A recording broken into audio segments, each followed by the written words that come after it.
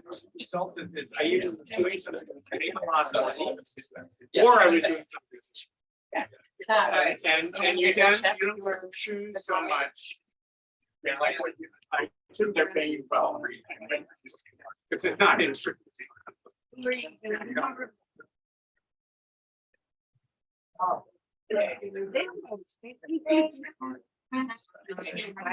I haven't actually.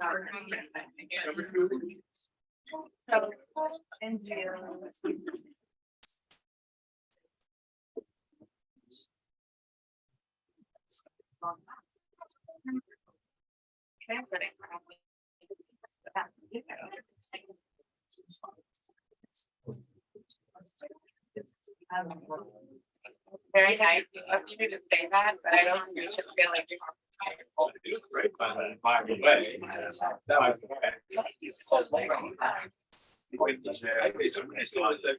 the average, I think those who both look very good.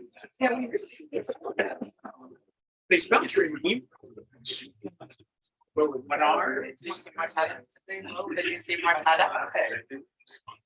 Really? Isn't he right there? I thought he was there. Isn't he? yeah, so I get. My last name gets spelled wrong. Yeah. I had more consonants next to each other. It's hard because it's always, you know, email. I get it together. Yeah, didn't mom. It's that old. I feel it. And like the BMW. That's a tough. Yeah, no, I see, he lives in that corner now. Yeah.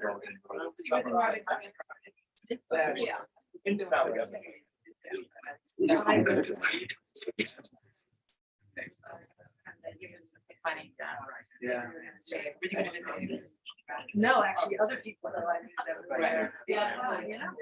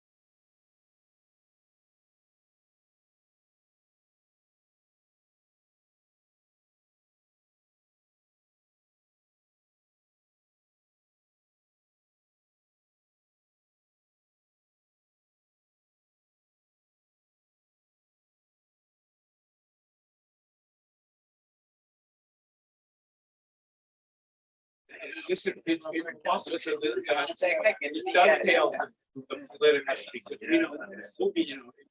That's what they do. They're gonna, he said he's gonna.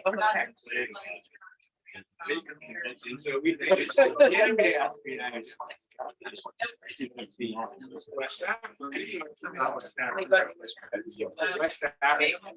Then you can also then you can hold it on that. So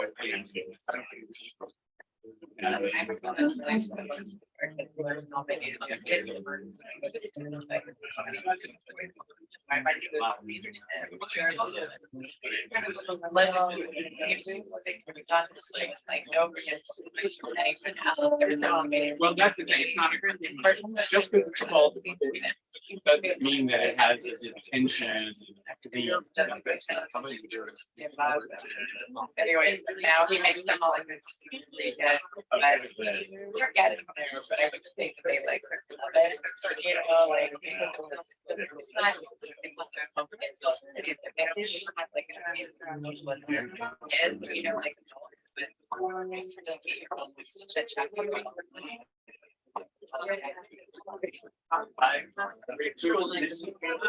Going there. There was a time.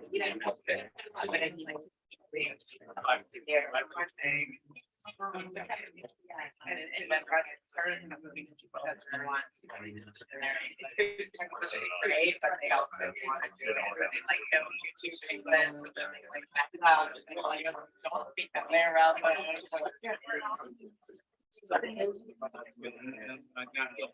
Let's say about.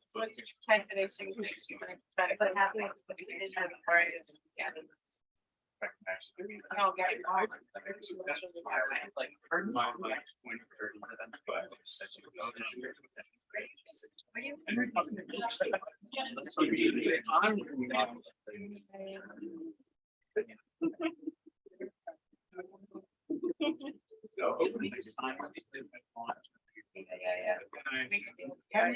out, but Sarah Lee Riggs and that.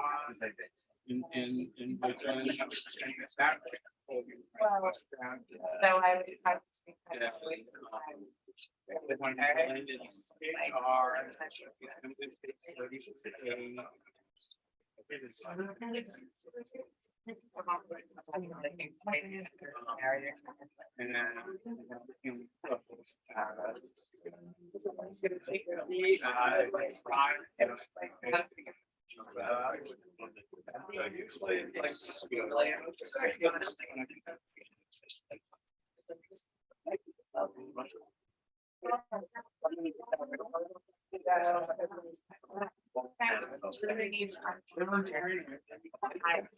No,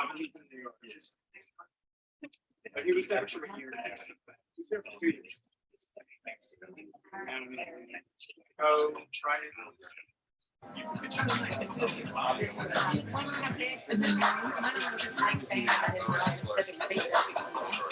She's gonna go back.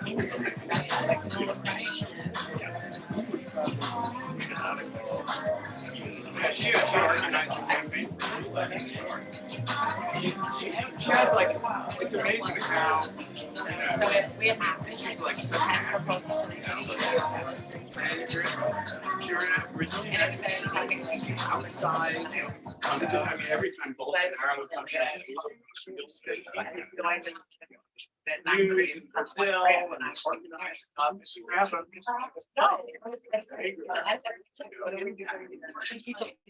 And they have those things.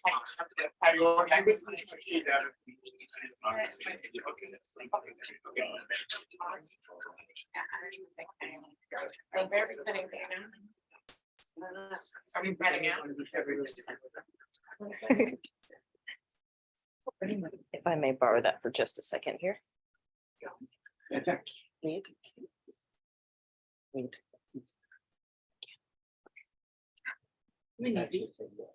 Oh, do you need it for the Wow. Hello, everyone, and thank you for joining us this evening. I know it's been a pretty hectic start to the year for a lot of folks, so I'm very happy to see you all here. My name is Shady Rose. I am the events manager here at Lost City Books. And I'd like to welcome you. For those of you who have never been here before, Lost City Books is a used, new, and rare bookstore. And we spend a lot of time very carefully curating the selection here. So if you get the chance to take a look around, you'll notice that our shelves are very tightly packed with a lot of really cool titles, both brand new, such as To Catch a Dictator, and some of the classics. So take a look around when you get to. A few things before we begin. Please silence your cell phones if you have one on you. Those things are quite disruptive, and we're going to offer the utmost respect to our speakers today. Nextly, if you ordered a book online and haven't received it yet, that's going to be waiting for you downstairs behind the front counter. On the subject of books, we only have a short supply. I'm so sorry about that. So if you're looking to buy a copy today and there aren't enough for you, we can always order a copy for you. Nextly, as you can see, based on this cyborg setup I've got going here, we are live streaming on both YouTube and Instagram. Sorry, I didn't understand that. And while none of you are visible, if you choose to ask a question or offer a comment, that question or comment will be part of the live stream. Speaking of questions and comments, please hold those until the end of our discussion here. We'll have some time at the end for you to ask any questions that you have, to offer your own commentary, and of course to mingle and chat with our author and speaker tonight. Without anything further, I'd like to introduce our speakers this evening. Reed Brody has spent his career investigating atrocities and bringing their perpetrators to justice. He worked for 18 years alongside the victim of Chad's dictator, Hissène Habré, who was convicted of crimes against humanity in Senegal and has helped pursue despots such as Augusto Pinochet of Chile, Jean-Claude Duvalier of Haiti, Yahya Jammeh of Gambia, He has uncovered abuses by US-backed Contras in Nicaragua, led United Nations missions in El Salvador and Congo, and exposed Bush administration torture in Guantanamo and Abu Ghraib. Corrine Dufka was in charge of Human Rights Watch's work in West Africa for over 2 decades. Previously, she worked as a photojournalist covering conflicts in El Salvador, Bosnia, Rwanda, Sudan, and Liberia. In 2003, she was awarded the MacArthur Fellowship for her work documenting war crimes in Sierra Leone. Dufka now works as a consultant researching factors making countries vulnerable to conflicts, and in spring 2023 will release a book on her conflict photography. This is War, a Decade of Conflict Photography. Please welcome Reed Brody and Corrine Dufka.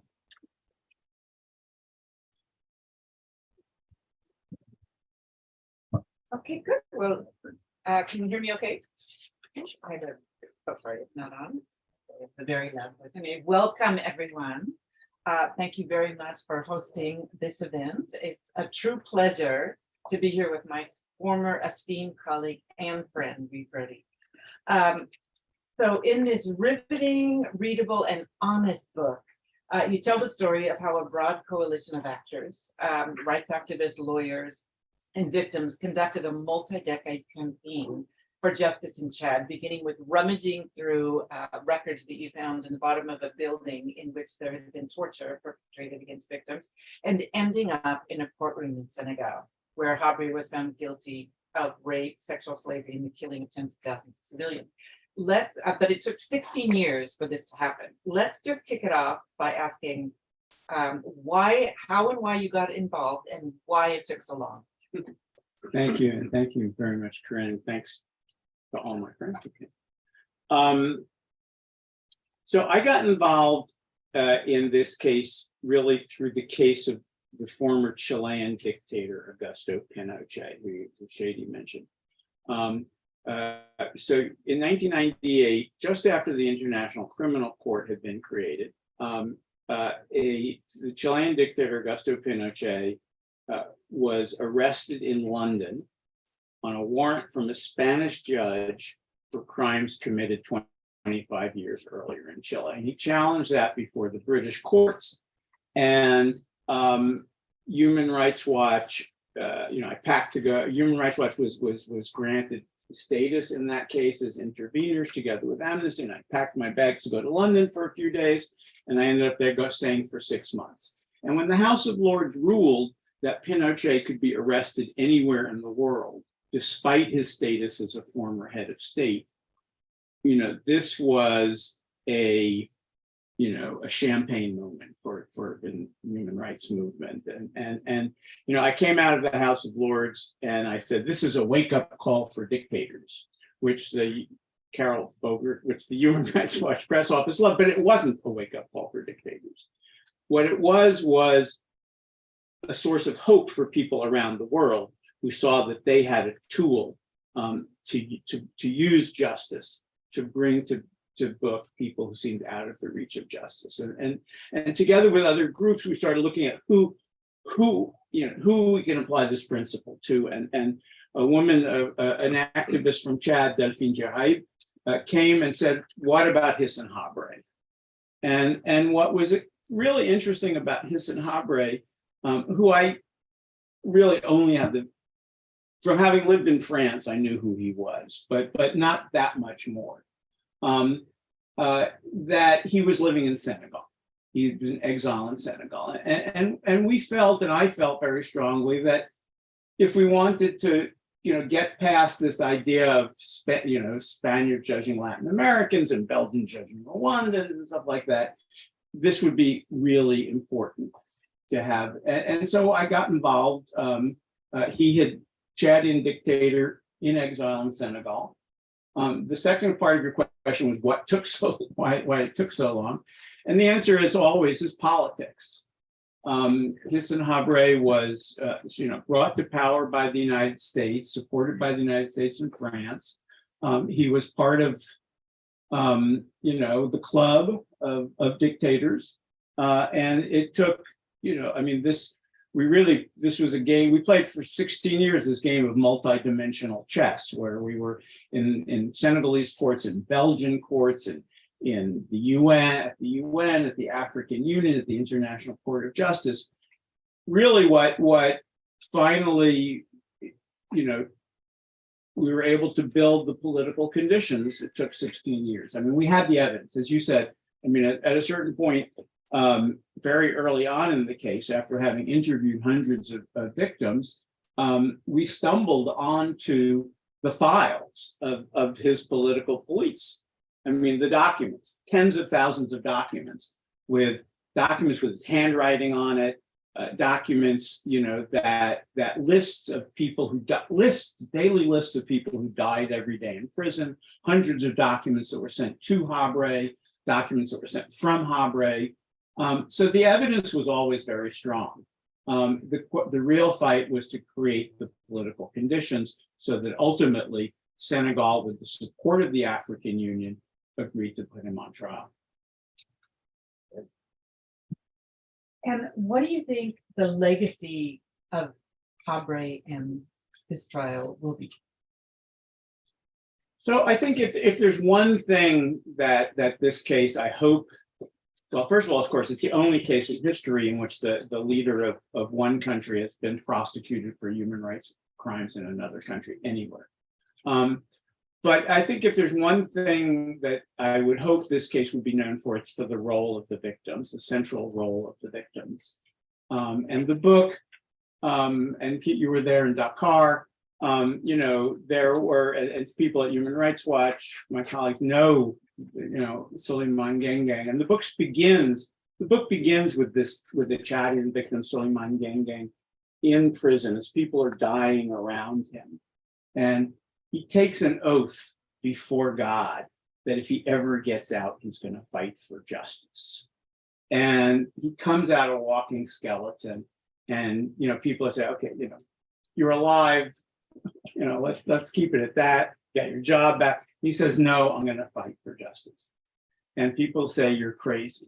Depuis quand la justice est-elle venue jusqu'au Chad? Since when has justice come all the way to Chad? And he fights, and he's forced into exile. This place is taken by a guy named Clement Abay Fouta, whose prison job was to dump hundreds of bodies in this mass grave outside of Jamena. They're represented by a lawyer, Jacqueline Mudena, who had the courage not only to bring this case against Habré, but to bring cases against Habré's accomplices back in Chad, and who survives a grenade attack, and who even today, as she pleads the case and as she continues her life, has shrapnel in her leg. And really, they're the ones who, obviously I was a strategist and this kind, but they're the ones who capture public opinion, who were able to do this. what's interesting to me, I mean, we talk about international justice, and today we talk about it a lot because of Ukraine. The International Criminal Court, which is the premier international institution, has actually in 20 years, and at the cost of $2 billion, never actually sustained the atrocity conviction of any state official, current or former, at any level, anywhere in the world. Not one. 5 rebels, 5 African rebels. But yet there's a lot of justice going on in the world, whether it's, Rios Montt in Guatemala, Fujimori in Peru, the Argentines, the Chileans, Charles Taylor, in Milosevic, but it's all happening at a national level, at a level of so-called universal jurisdiction and other domestic courts at a regional level. And it is almost all of these cases are driven by activists and victims. And my maître à penser, there's a woman named Nomi Roth-Ariadze, who's a law professor, who's looked at these cases and said, what is exciting about what is exciting about these cases is that they are replicable. The same way that Delphine came to me and said, we want to do that, is the same way that the Gambians came to us afterwards and said, can we do that too? And these are cases, because they're being brought by activists and by victims, they can. I mean, anybody can be Suleiman Gengeng if you have the courage to be that person. As you mentioned, I worked with Human Rights Watch for over 20 years, and some of you here have worked with Human Rights Watch. And I think there's a model at groups like Human Rights Watch and Amnesty International and others, which is the model of doing a research mission and writing a report and doing advocacy and naming issues. But I think you are credited, I have to say, and I don't even know if you really appreciate the extent of which this is the case, with creating a template that inspired so many of us to take the naming and shaming in the reports and to make it relevant by way of working with local groups and in coalition with local groups and lawyers and others and activists and victims. And therein creating, I think, really importantly and meaningfully, a demand for justice. Because there are a lot of places you mentioned where there's a demand for justice, but there are a lot of places where there is not, because of what we could say a culture or a phenomena of low expectations. And usually it's because of repression and fear. But I think the template that you created of working in coalition is something, is really a really important part of your legacy as well. Thank you. No, it's the creation of what I was saying before. It's the creation of possibilities. It's the non-accept. When Suleiman came out of the verdict, and there's this great interview where he's doing where all the cameras around him, and he says to all the victims in the world, "Don't keep your mouth shut. Open your mouth." And I feel like there is we were talking about this yesterday with some Chadian friends. Chad is still a repressive country today. But somewhere in the Chadian consciousness is this idea that the former dictator, one day I was in, because this trial was on TV. And I've actually lived a bunch of these moments in my life. I've had the fortune to be in court actually when Jean-Claude Duvalier was testifying, and this was on TV. And when Rios Montt in Guatemala was on, and people see their dictator, and that means something. And he's not there, in the case of Hissan Habre, because their current dictator wanted him there. But he's there because people put him there. Neighbors put him there. And I think that creates a sense of possibilities among people. And I know that in Africa, I mean, one of the things that I have to work against, and it's always frustrating, is nobody knows who Hussein Habre is, and I appreciate my friends coming for an African dictator. Nobody knows who he is, but in Africa, he's pretty well known. And the idea that his victims brought him to justice is something that I hear a lot in African countries. And they did that, and we can do that. It's happening in Guinea right now, where the former coup leader is on trial, and a number of other people who were involved in the stadium massacre. So if you were a young man, well, you're still pretty young, but if you were a young man right now, and you could start your journey as being the dictator hunter, or trying to bring to justice in coalition, as you've described, another authoritarian, abusive dictator, who would it be and why?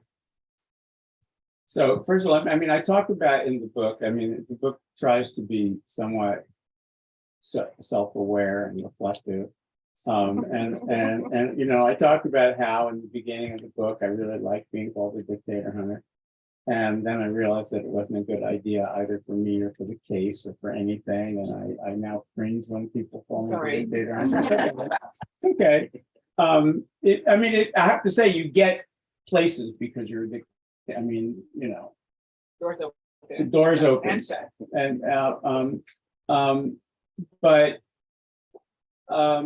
I mean, personally, obviously, I mean, today, if I could put Vladimir Putin in jail, I would love to put Vladimir Putin in jail. But I think ultimately we would do more for justice in the world if we put George Bush in jail for aggression against it. I mean, I can say it now. Human Rights Watch couldn't say aggression, but now people can talk about aggression. So for the illegal invasion of Iraq, or for Guantanamo or things like that. I think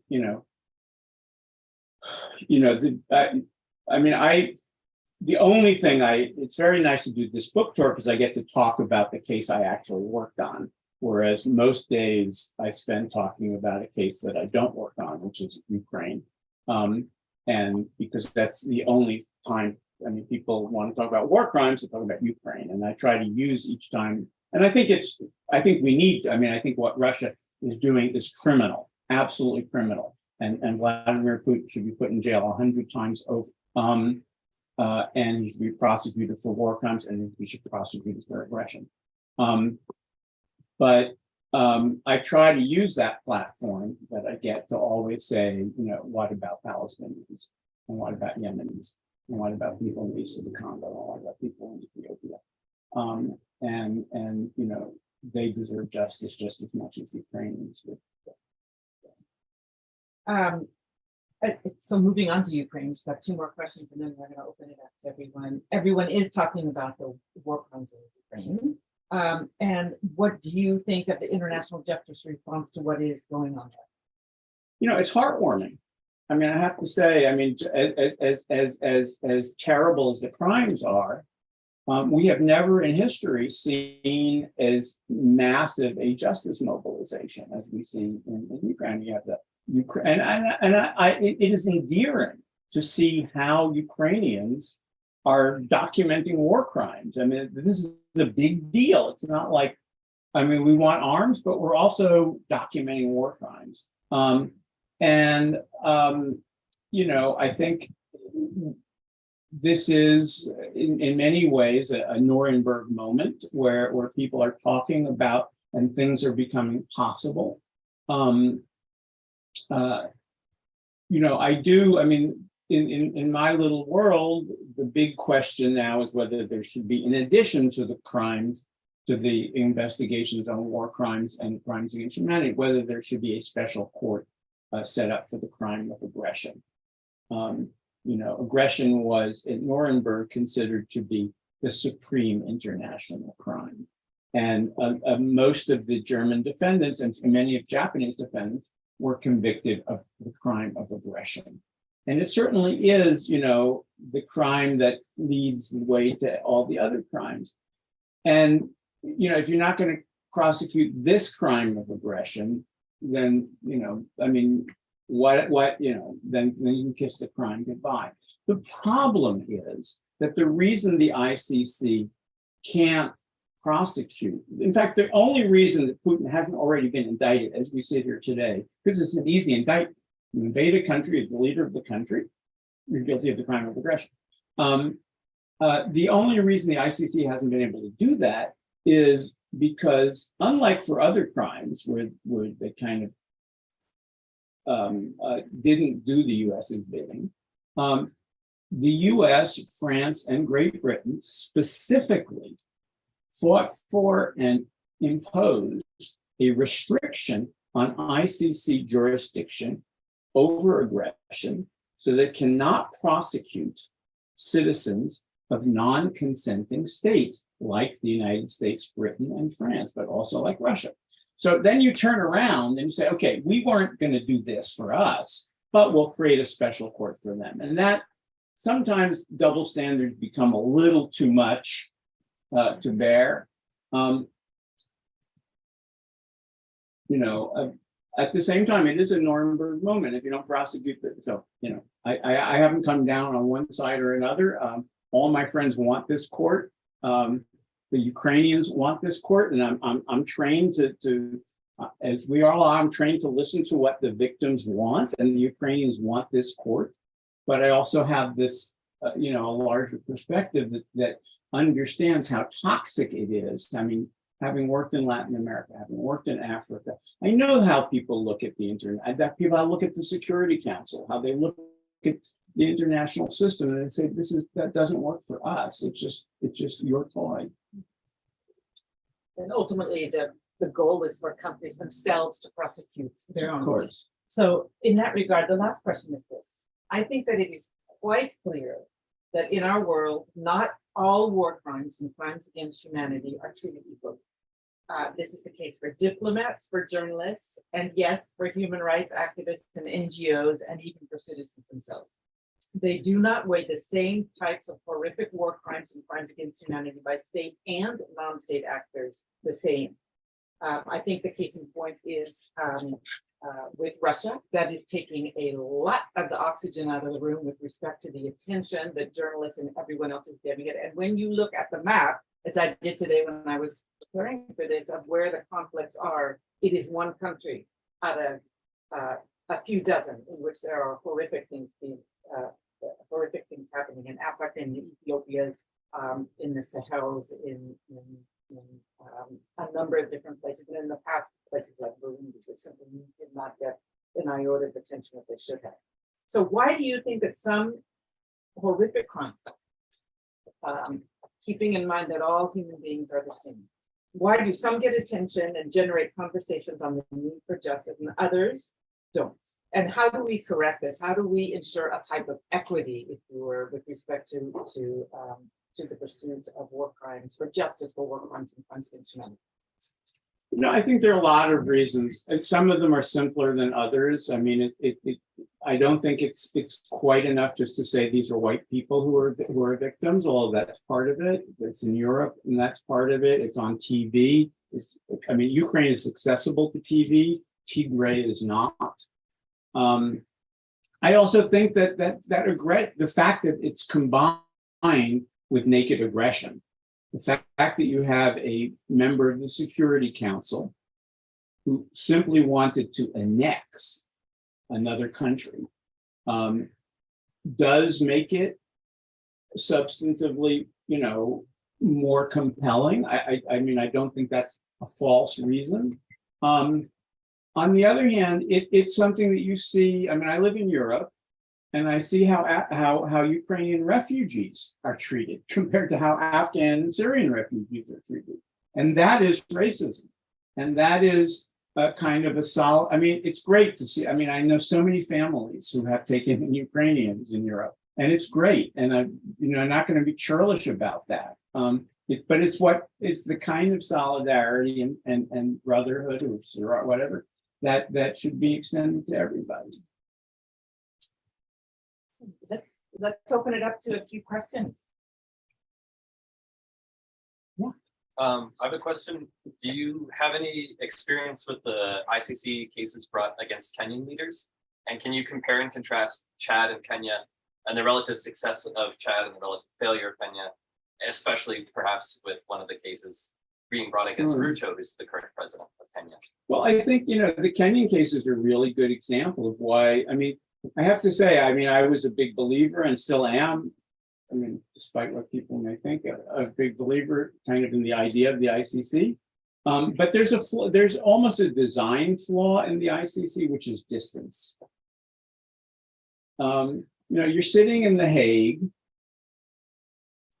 and the reason the ICC has never been able to prosecute a state official, because no state is going to give its official to the ICC.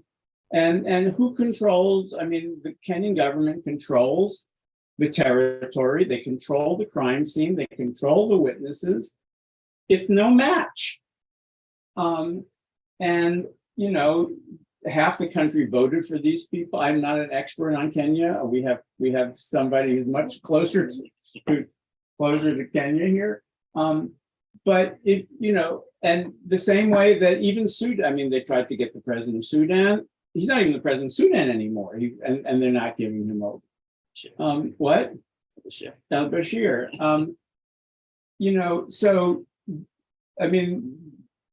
The ICC doesn't have a police force. It doesn't have the ability to extend its writ. Hisn Habre, my little secret is that I go after people, I help victims go after people who are no longer in power. Getting them out of power is a whole other story, and that requires brave politicians and activists and an organized citizenry. My work comes in kind of at the easy part once a guy has already gotten out of power. He's living in another country. And often is living in another country. Well, I've worked on cases with people. I worked on a number of cases with people. Reed, I have a very basic question. I have a lot of questions, actually. Let's start with the basic one. Why on earth do these people committing these horrific crimes keep detailed records of them and then leave them in places where people like you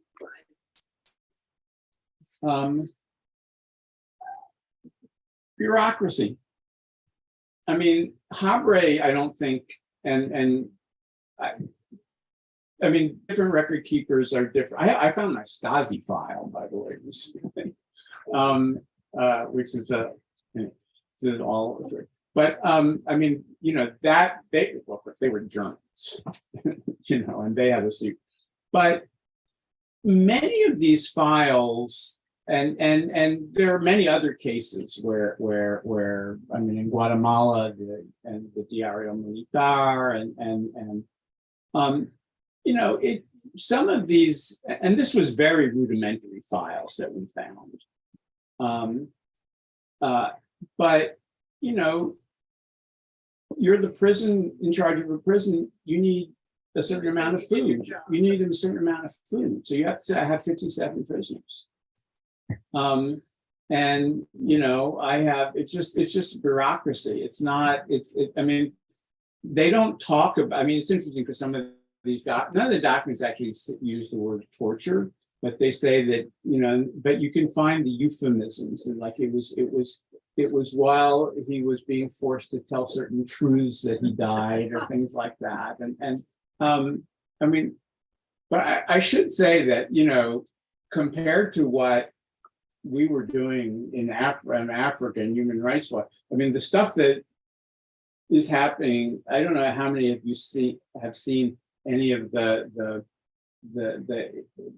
war crimes investigations for what's going on in Ukraine now. The New York Times did an amazing investigation on Bucha and a bunch like that, where they've got video surveillance and they've got telephone, they telephone records, and what things are much easier to show now. The New York Times has basically built the war crimes case against several Russian commanders just on the basis of electronic and open source information. But bureaucracy, just to answer your question, is I don't think, and the Ethiopian, the Derg, those were people who really kept records. They kept minutes of the meetings in which they decided to execute people. And they kept the votes of the members of the different stuff.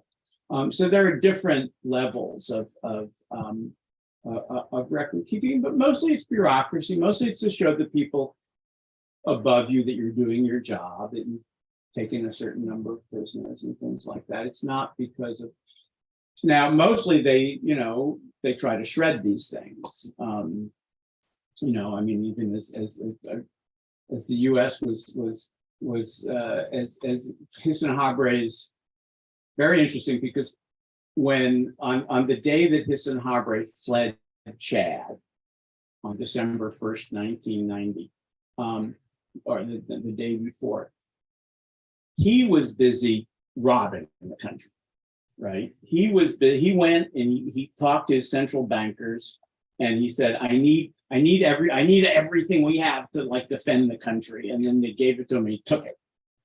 He was busy doing that. The US was busy shredding documents, right? The CIA in there was shredding documents to show, to prevent getting known what they were doing to support his Habre.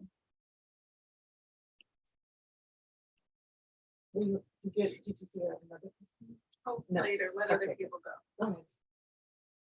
So interesting read and so many questions, but one thing that I'd love to hear your thoughts on. You talk about working with groups on the ground and victims and activists. How much are they then getting involved in other cases? I mean, obviously you bring a lot of expertise in this, of course, but what we'd love to see is that, the Chadians are helping. I mean, maybe it's a stretch for them to help the Ukrainians given some of the differences in the situation, but you would think that the situation in some of the other countries nearby or other parts of the world, there could be more of south to south learning or north to south, but engaging people who have actually spent these years doing this in a way that doesn't always have to go through you. Yeah, I mean, I think that's a really, really important. So, a lot of it, as you say, I mean, doesn't always go cross-culturally. But actually, when we finished Gambia is like right next to Senegal, for those of you. And we actually went with Suleiman and Jacqueline and Clement and Abdurrahman, and we went to Gambia just because the trial of Habre ended just when Yahya Jammeh fell. And we had a meeting with the Gambian victims, and that's when they started this Jammeh to Justice campaign and stuff. And actually, 2 months ago, without me, Gambian NGOs, our friend Anna Jo and Anaked, organized a meeting and they brought in Dakar actually, and they brought Chadian victims and to learn really about the Habre case. I mean, it's something that I've been trying to. I mean, Jacqueline Mudena has been going around in different places now. She was in Guinea as well, and certainly in Latin America it happened. I mean, you definitely see in Latin America. I mean, we when we were preparing for the Habre trial, we looked at these filmmakers, Pam Yates and Paco Dionis, who some of you will know, had done this thing called Dictator in the Dock, which was like a dissection of the Rios Montt trial. And we watched that with the Chadians, I mean, to see, what this looks like and stuff like that. And there is, and actually the Holocaust Museum here has done a few meetings where they've brought victims groups from different countries to discuss how to create campaigns against massacre. It should be done more, clearly. I mean, I don't see, well, maybe, I mean, I was thinking one of the things I could do in Ukraine was bring some Chadians and others to Ukraine and talk about it and see if they're actually, because really I mean, every situation is different, but some of the things are the same. And telling the stories of victims to me is and getting the organizational elements right and getting the balance right. I mean, I spend a lot of time talking in the book about going from the dictator hunter, from the guy who comes and says, okay, guys, this is what we're going to do, to listening to see what people how people think it should be done. Because in the case of Chad, they were the driving force. In the case of Ukraine, you got the government who is pushing Also, every bit, and they've yeah. already opened up hundreds of war crimes tribunals. Yeah. But that's what was so remarkable about the Chadian case, was it was the victims who were driving. They were really driving. Have you come across cases where people are pushed to the edge of committing these horrific crimes because they believe God is on their side? In Russia, Kirill, the Archbishop, has endorsed the invasion of Ukraine. How much is religion a motivating factor in some of the cases we've gone through? Not in a real way, not in my cases. I don't say it doesn't happen. I've tended to work much more with people whose religion is a motivating factor in their fight for justice. It's wonderful, Jacqueline, in Jack. So the preface is written by Jacqueline Medina, and she talks about how Jacqueline, the Catholic, the Christian, and Reed, the atheist, teams up, and anybody who knows me knows can even imagine what I think about religion. But her preface ends with, "I give thanks and glory to God, my Father, and Jesus, who made this struggle possible and crowned it with success." My father would be so surprised if it's me. Brody, he had a book in which the preface ends with a thing like that. Throughout my life, I've met people from liberation priests and activists in Nicaragua to people like Jacqueline and Suleiman, who took an oath before it, to who whose faith has been a motivating factor in their fight for justice. I don't exclude that's. Pinochet claimed to be defending Christianity. Kirill, people have these messianic things, but I don't. In my own work, Hisham Habre was. Now in exile, he became a much more pious Muslim, but he was not a particularly religious figure. But you certainly have cases of people killed in armed Islamist terrorist attacks, hundreds. Oh yeah, well of course. Sorry, Who don't have who in the Sahel right now. Thousands of people over the last 10 years have been killed by horrific armed Islamist attacks and counterterrorism operations, for which there has been effectively no justice whatsoever. Yes. Well, thank you again, Reed. I think yesterday I was telling you that you're my hero, and I think a lot of people in chat, especially victims, the Senator's regime would say the same thing as well. I think I was very little when Senator took my dad's life, and so I grew up without knowing my dad life as such. So thank you, not just for the book, but also for the work in getting him to justice. I think the question that I was going to ask is about what's next. I think at the AU yesterday, you were talking about the compensation of the victims. I think there's a lot of victims like us talking about that. But do you think at some point we're going to look back and kind of ask or try to establish the role of the international community and what led to what happened in Chad? Because the Senator didn't do this by himself. He received support from the international community and used that against people like that. So what do you think is next? Are we going to just turn the page and throw the book away? That's, I think that's, so that, thank you, Vedai. I try, Hissène Habré was put into power by the United States as a bulwark against Muammar Gaddafi.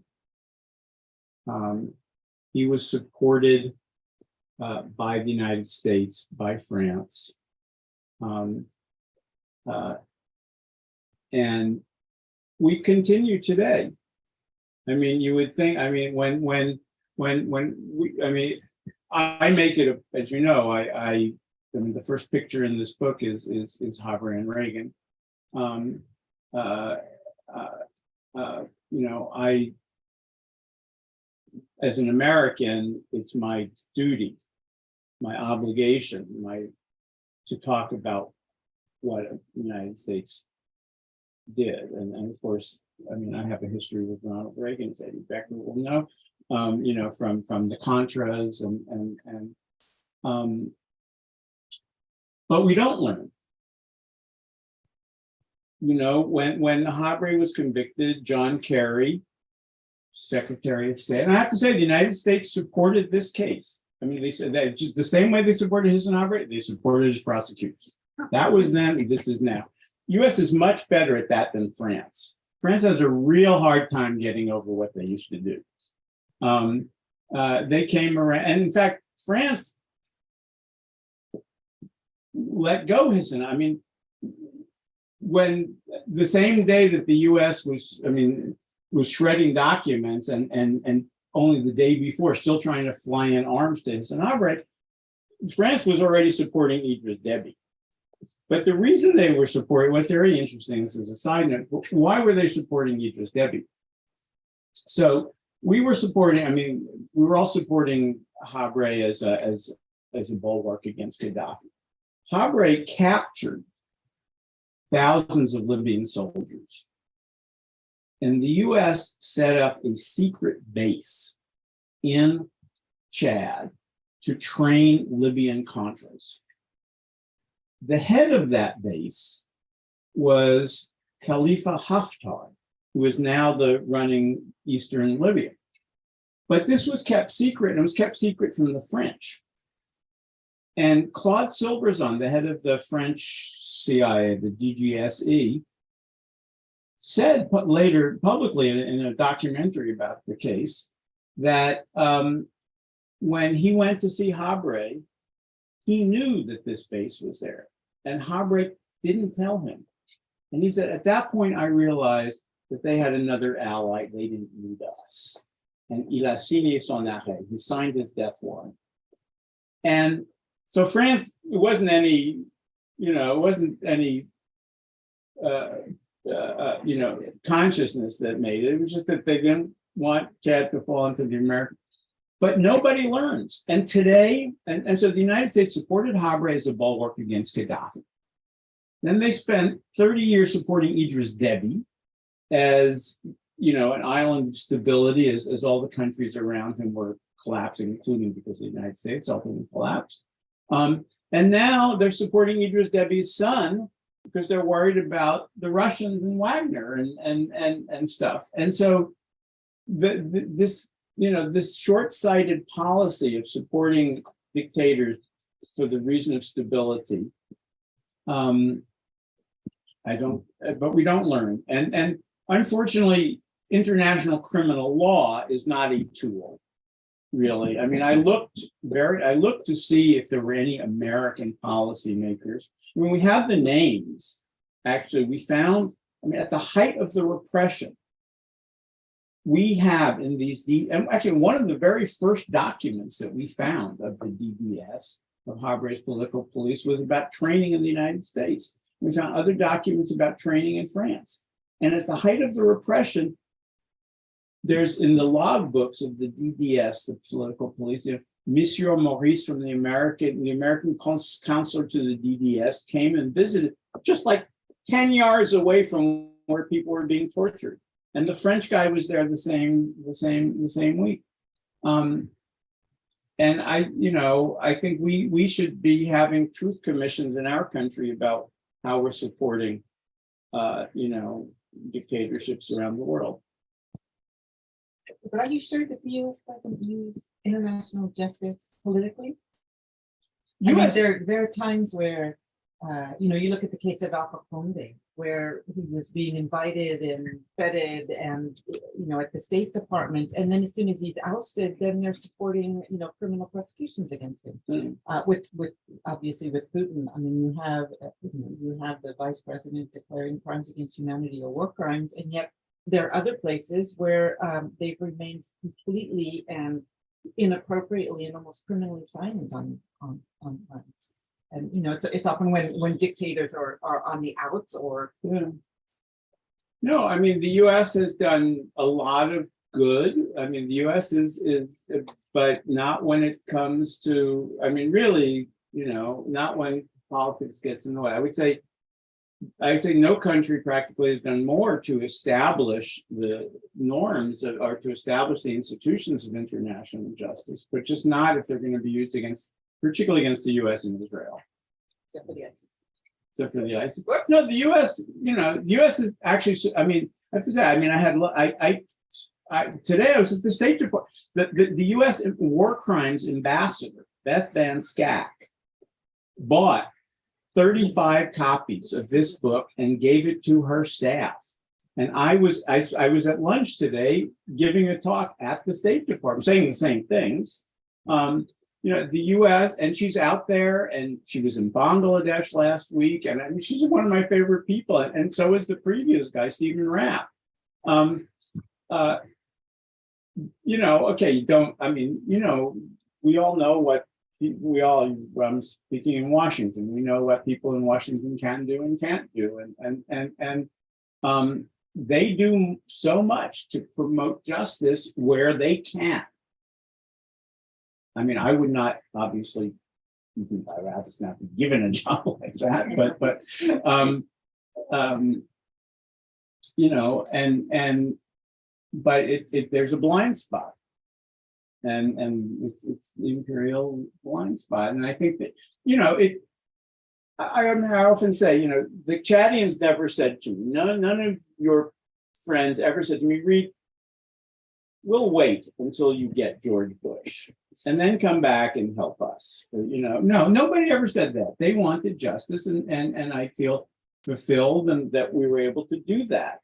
But I feel unfulfilled that the same effort, and I've been part of it. I mean, I wrote a book about, we talked about work I did on Guantanamo and Abu Ghraib, and I tried to file cases in Germany and France and Spain against George Bush for torture.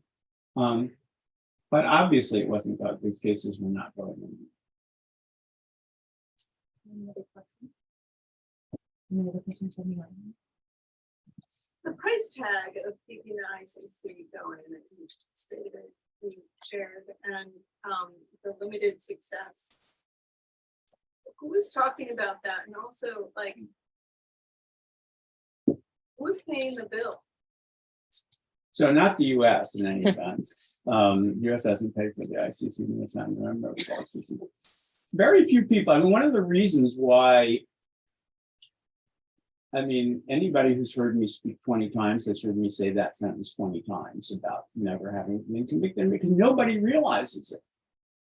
And it's amazing because I go to the Assembly of States parties, which is like the big kermesse of the ICC every year, and they've got, it's like a big diplomatic conference, and people, that's not even including the $20 billion, $2 billion. We got diplomats on there working. And I'm like, well, hey guys.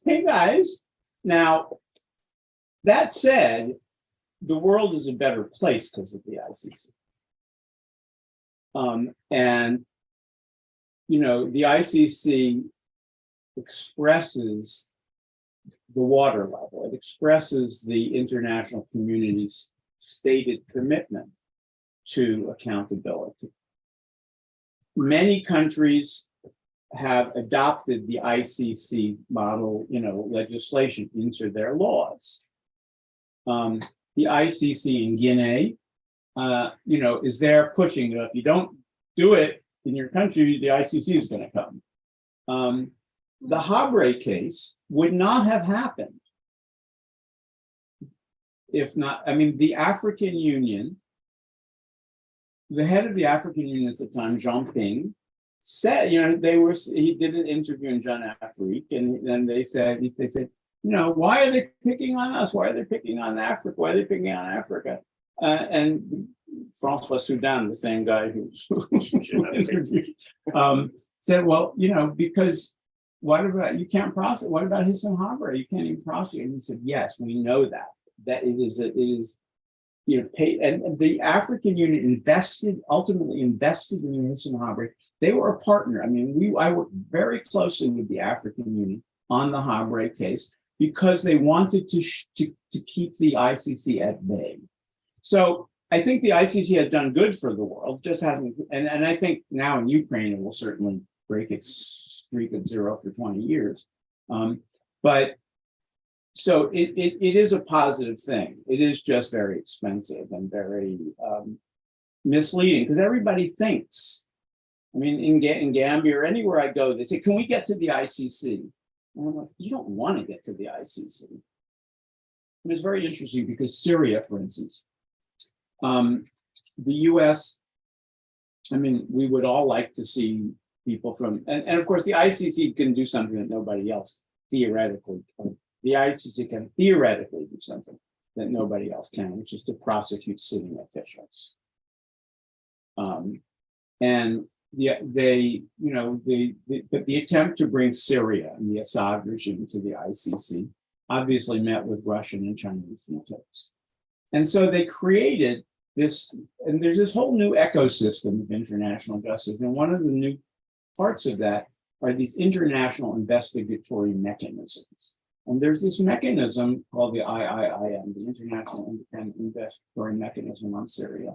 It's a well-staffed and well-funded group of prosecutors in Geneva who are building case-ready files against Assad's people and distributing those files.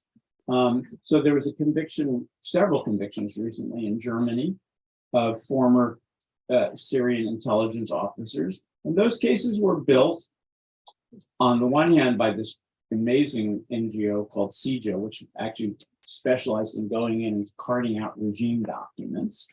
This photographer, Caesar, who took pictures of torture victims. And then they went through this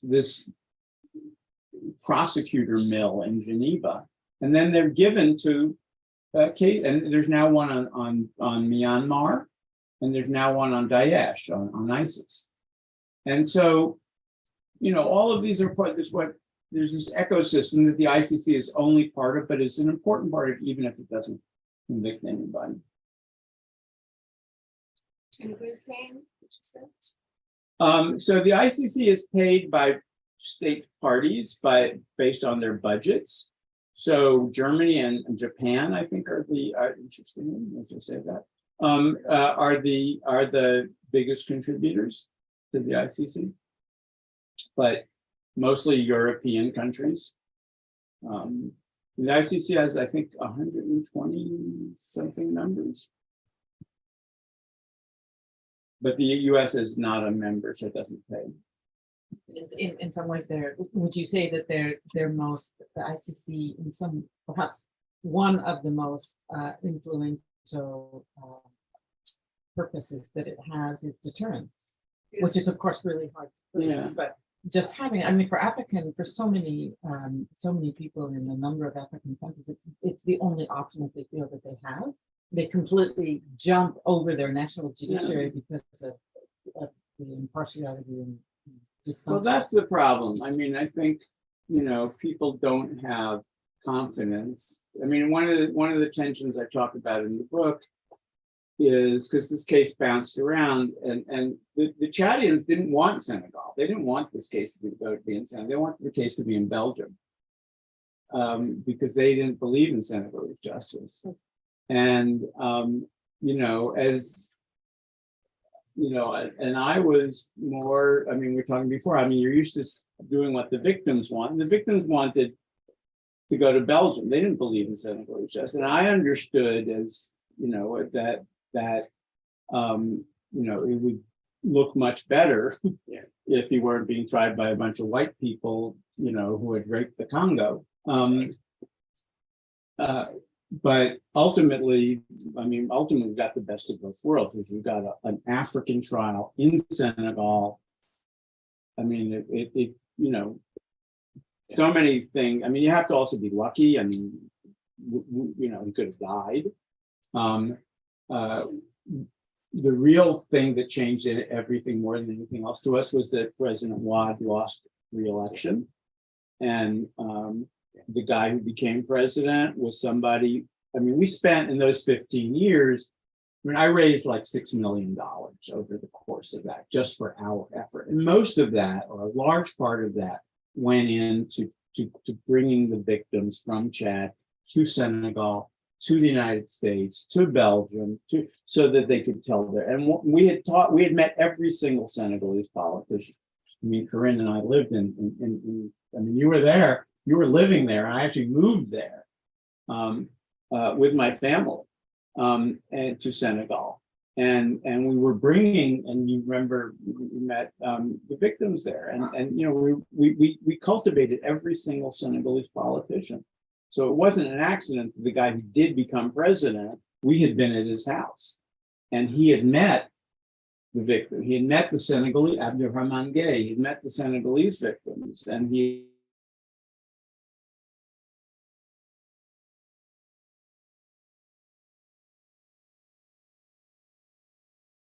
Thank you. This is really interesting. And first, we open it up for books and signings.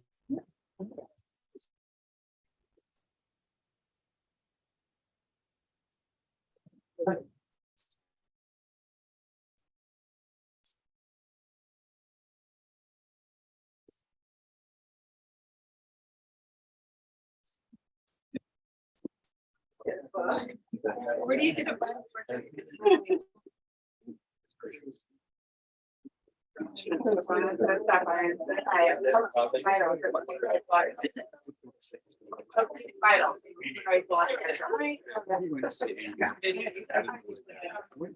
How did they pay for the book? Yeah.